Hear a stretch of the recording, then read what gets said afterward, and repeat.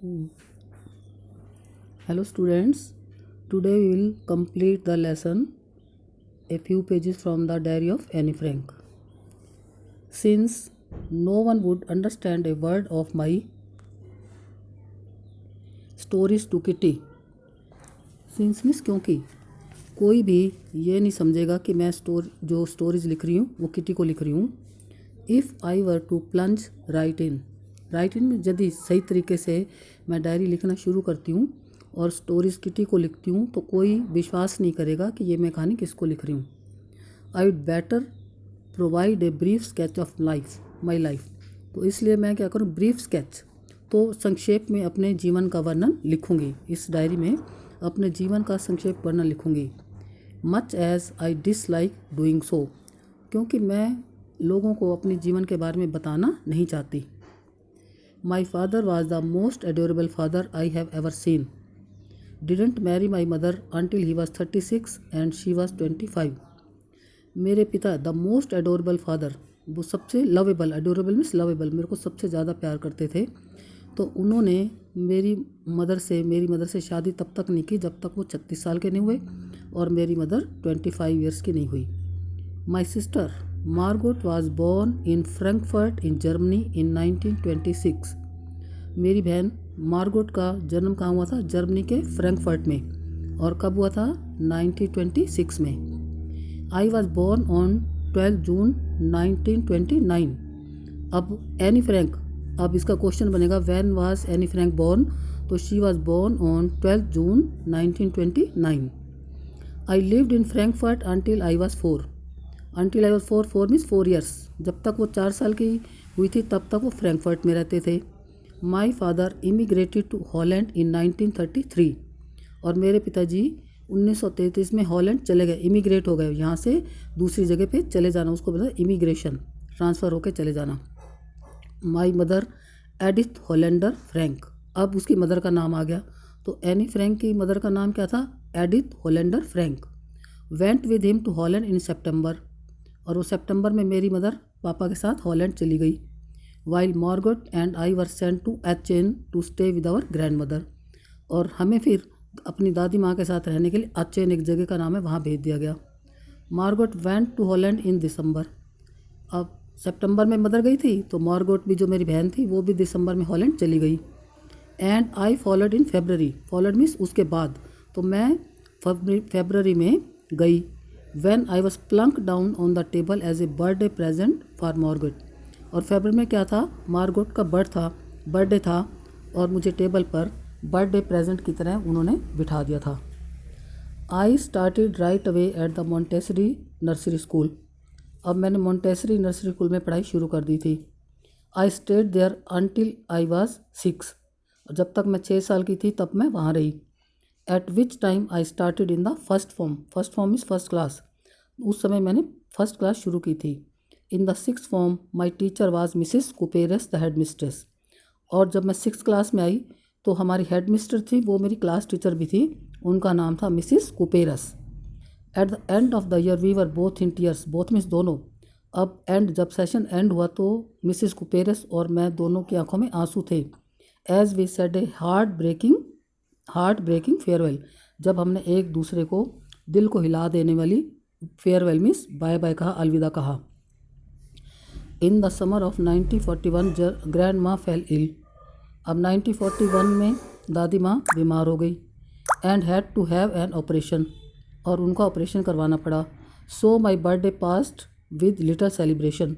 तो इसलिए मेरा जन्मदिन जो है उसमें थोड़ा सा ही हमने त्यौहार मनाया, ज़्यादा बर्थडे को सेलिब्रेट नहीं किया. ग्रैंड माँ डाइड इन जनवरी 1942. और 1942 में जनवरी में ग्रैंड माँ की डेथ हो गई. No one knows how often I think of her and still love her. कोई नहीं जानता, नो वन नोज़, कोई नहीं जानता कि हाउ ऑफन, कि मैं उनको प्राय कितना उनके बारे में सोचती हूँ और उनको कितना प्यार करती हूँ. This birthday celebration in 1942 was intended to make up for the other. क्योंकि दादी माँ की डेथ हो गई थी तो इस साल वाला जो 1942 का बर्थडे था उसे भी हमने अगले साल के लिए पोस्टपोन कर दिया.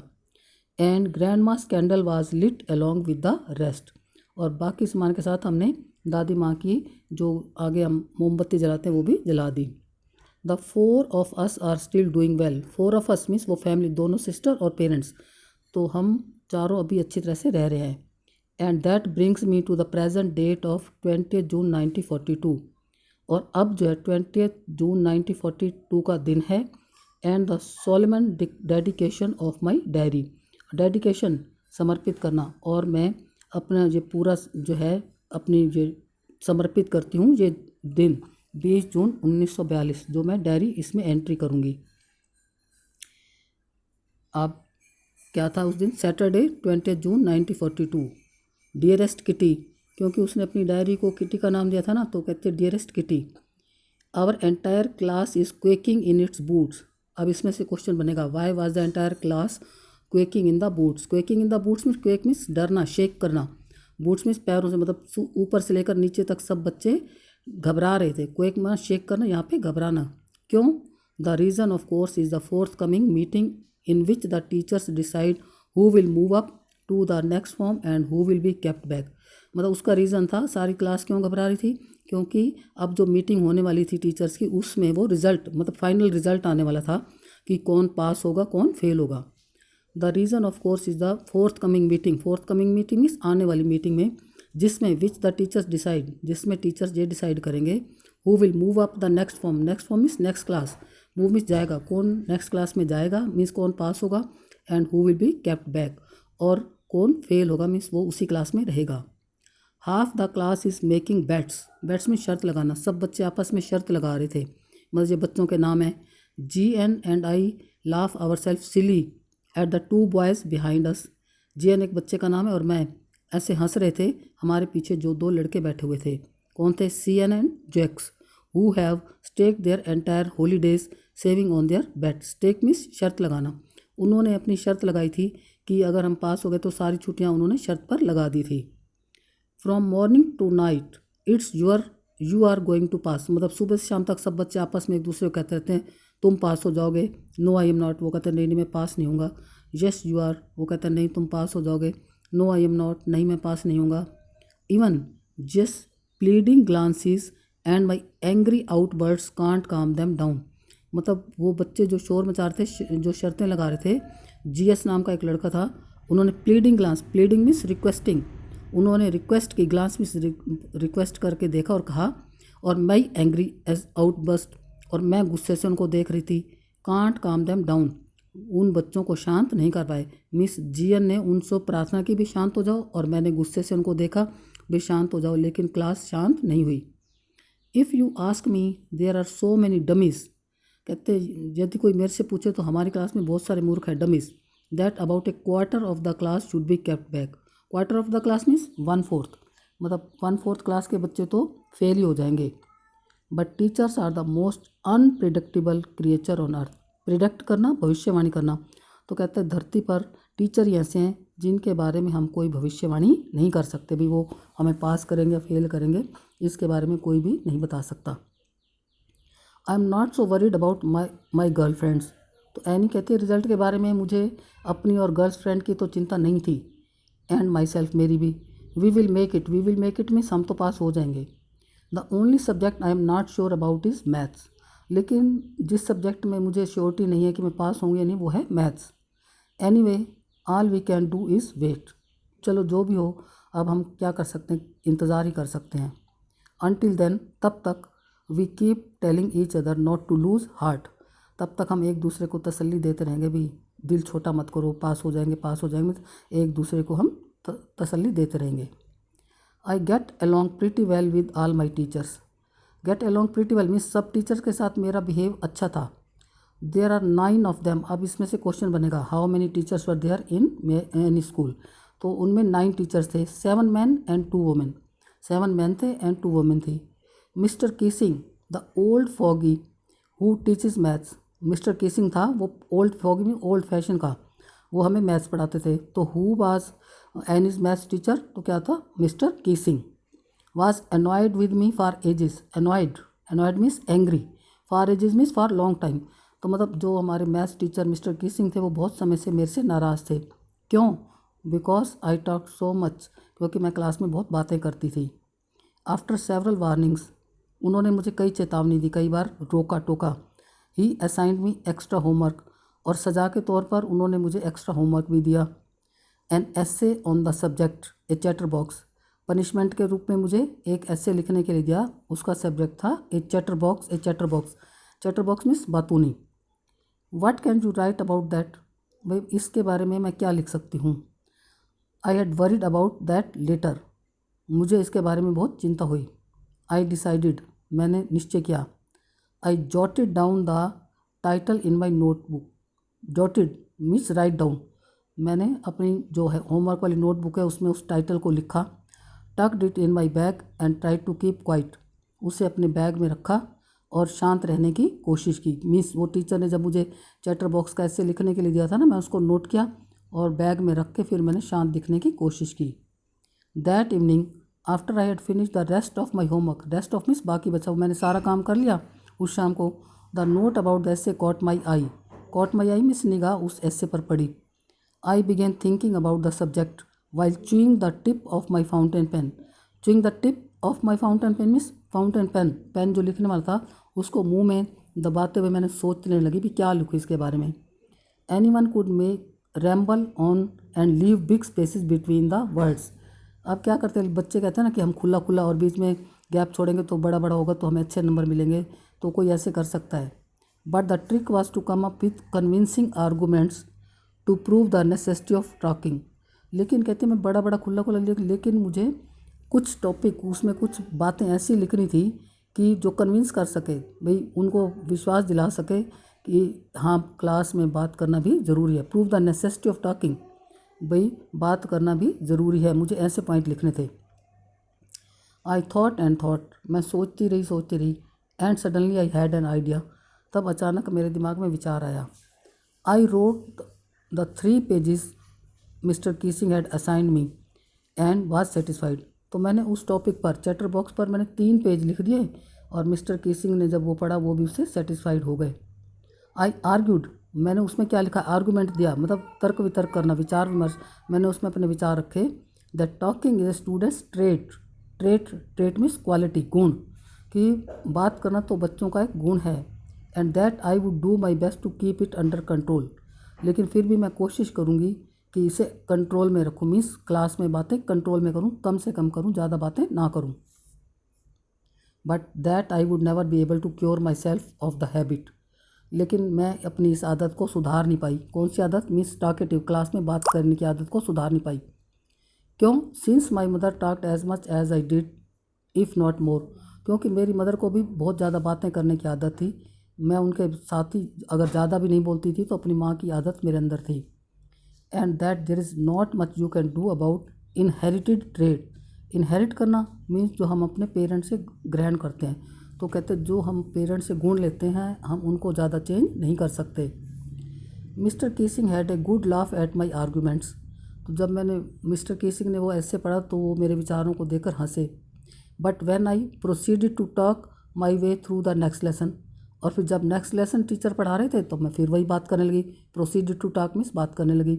ही असाइन में सेकेंड ऐसे, तो उन्होंने फिर पनिशमेंट के रूप में मुझे दूसरा ऐसे लिखने के लिए दिया। This time it was suppose to be on an incorrigible chatterbox, अब इस ऐसे का टॉपिक क्या था, इनकॉरिजिबल, जिसको सुधारा नहीं जा सके। I handed it in and mister Keesing had nothing to complain about for 2 whole week, अब मैंने वो ऐसे भी लिख दिया और 2 अगले सप्ताह तक तो मिस्टर कीसिंग को कोई मेरे से कंप्लेंट नहीं हुई। However during the 3rd lesson he had finally had enough, अब फिर जब 3rd लेसन शुरू हुआ तो वो उनकी मतलब सहन शक्ति जवाब दे गई। Anne Frank as punishment for talking in class, क्योंकि ये एनी फ्रैंक फिर बातें करने लगी थी तो उन्होंने एनी फ्रैंक को बात करने के लिए फिर पनिशमेंट दी। क्या था, राइट एन एसे एंटाइटल्ड, अब एसे का टाइटल क्या था, quack quack quack set mister chatterbox, अब क्वैक क्वैक करते रहते जैसे बच्चे, तो उस पर अब मुझे ऐसे लिखना था पनिशमेंट के तौर पर। द क्लास रोड, अब ये टॉपिक सुनकर रोड मीन्स ज़ोर ज़ोर से हंसने लगे। I had to laugh too, और मुझे भी हंसना पड़ा। Though I had nearly exhausted my ingenuity on the topic of chatterbox, यद्यपि एग्जॉस्टेड मीन्स समाप्त हो चुकी थी जो मेरी नॉलेज थी, इंजेनिटी मीन्स जो मेरी नॉलेज थी इस टॉपिक के बारे में, चैटरबॉक्स के बारे में मैं सब कुछ लिख चुकी थी। It was time to come up with something else, अब क्या था, अब मेरे पास ये समय था कि मैं कुछ नई, समथिंग एल्स, कुछ और चीज़ें लिखूं, समथिंग ओरिजिनल, कुछ और वास्तविक चीज़ें। माई फ्रेंड सैनी, अब इसका सैनी को अंडरलाइन कर लेना, इसका क्वेश्चन बन सकता है who was Annie's friend, miss वो थी Saini. Who is good at poetry, मतलब वो जो मेरी फ्रेंड सैनी है वो कविता लिखने में अच्छी है। Offer to help me write the essay from beginning to end in verse, verse means poem, तो उसने मुझे कहा कि मैं शुरू से लेकर एंड तक इसको कविता के रूप में लिखूं। And I jumped for joy, और मैं खुशी से उछल पड़ी। Mister Keesing was trying to play a joke on me with this ridiculous subject, ridiculous means मजाकिया, तो मिस्टर कीसिंग तो मेरा मजाक उड़ाते ये टॉपिक दे देकर, but I make sure the joke was on him, लेकिन अब मैंने पोएम ऐसी लिखी कि मिस्टर कीसिंग पर ही मजाक बन गया। आई फिनिश्ड माई पोएम, मैंने अपनी कविता पूरी करी। एंड इट वाज ब्यूटीफुल, और ये बहुत सुंदर लिखी हुई थी। It was about a mother duck, अब ये कविता किसके बारे में लिखी, मदर डक, डक थी, एंड फादर स्वैन, और पापा स्वैन मीन्स हंस, विथ 3 बेबी डकलिंग्स, और उनके 3 बच्चे थे। Who were beaten to death by the father because they quack too much, अब उनके पिता ने जो स्वैन था इसलिए मार दिया था क्योंकि वो बहुत ज़्यादा क्वैक क्वैक करते थे। Luckily mister Keesing took the joke the right way, अब मैंने वो मजाक किया था ना कि मदर डक थी और जो स्वैन था उसने अपने बच्चों को बोलने की वजह से मार दिया था, तो अब मिस्टर कीसिंग को वो बात समझ आ गई, उन्होंने इस मजाक को सही तरीके से लिया। He read the poem to the class, उन्होंने ये जो पोएम थी ये क्लास में पढ़कर सुनाई। एडिंग हिज ओन कमेंट्स, और उस पोएम के साथ उन्होंने अपने भी कमेंट्स जोड़ दिए, अपने विचार भी और जोड़ दिए। And to several other classes as well, भाई हमारी क्लास में तो वो पोएम सुनाई और दूसरी क्लासों में भी वो पोएम पढ़कर सुनाई। Since then I have been allowed to talk, और उसके बाद से अब उन्होंने मुझे बोलने के लिए अलाउ कर दिया है। And haven't been assigned any extra homework, और उसके बाद उन्होंने मुझे पनिशमेंट के तौर पर और एक्स्ट्रा होमवर्क भी नहीं दिया। On the contrary, contrary means विपरीत, इसके विपरीत, mister Keesing is always making jokes these days, आजकल वो भी बच्चों के साथ मजाक करते रहते हैं मिस्टर कीसिंग।